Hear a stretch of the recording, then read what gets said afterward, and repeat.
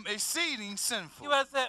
But sin by the commandment, that it might become exceedingly sinful, whereas it was just sin. You know what I'm saying? You know, and you didn't think that much of it. You knew it was wrong, but you didn't think that much of it until you knew the commandment, and then what was sin became exceedingly sinful. And you wonder sometimes, how did you even do some of the things that you did? Go ahead and read on. For we know that the law is spiritual, but I am carnal, sold under sin. Go ahead. For that which I do, I allow not. See what it said? The things that I do, I don't allow myself to do them. I do not approve of these things. You know, I do it, but I'm making an effort not to do it. So, you know, he said, I don't just allow myself to do it. I don't just willfully do these things. You know, I might inadvertently do something at some time, but he said, I don't willfully do these things. Go ahead and read on. For what I would, that do I not. Now he said, but the things that I want to do, those are the things that I don't do sometimes. Go ahead and read.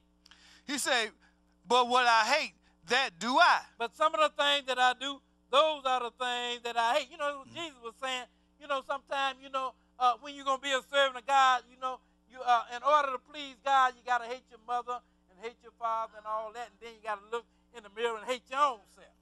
So this is what Paul was talking about. You know, the things I do, those are the things I hate, because he look in the mirror and he don't see what a servant of God is supposed to be like, then he hate himself for it. You know, like you commit an act sometimes, and then you sorry that you did, say, man, why did I do that? Then you get mad at yourself for doing it. Go ahead and read on. If then I do that which I would not. Now he said, if I do the things that I really don't want to do, go ahead and read.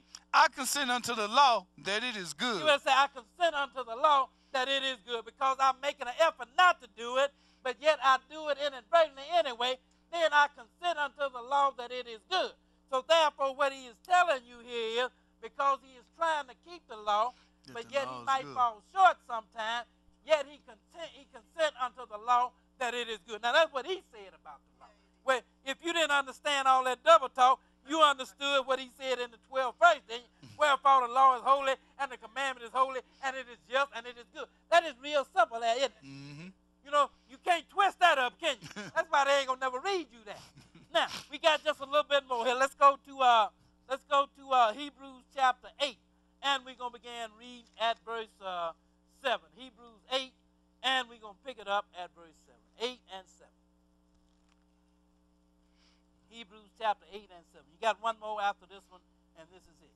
Hebrews 8, and we're gonna pick it up at verse 7. Now, Paul wrote this. Hebrews 8 and verse 7. No, in fact, I'll take that back. We're going to come back here. Put a marker there. We're going to Deuteronomy chapter 4. Deuteronomy chapter 4. And we're going to pick it up at verse 9. Deuteronomy 4 and 9. 4 and 9. 4 and 9.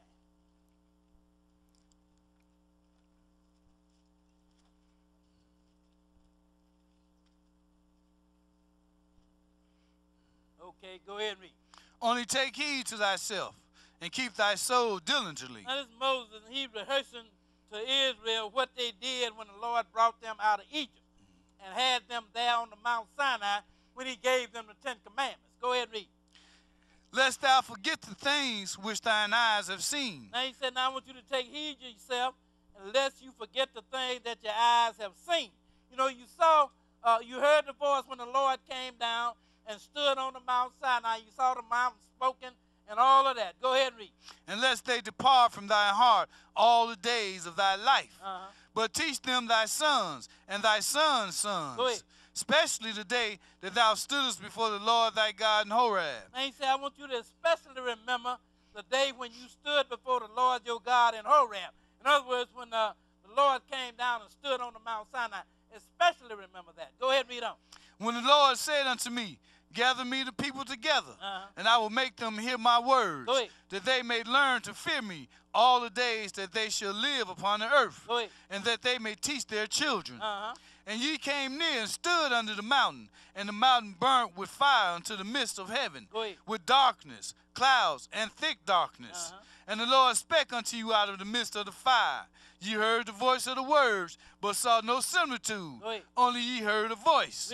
And he declared unto you his covenant. And he declared unto you his covenant. And what was the covenant? Go ahead, read on. Which he commanded you to perform, even 10 commandments. And he wrote them upon 2 tables of stone. He declared unto you his covenant, even the 10 commandments. That is what the covenant was. That is what the old covenant was. Now, let's go to Hebrews 8th chapter now. Hebrews chapter 8.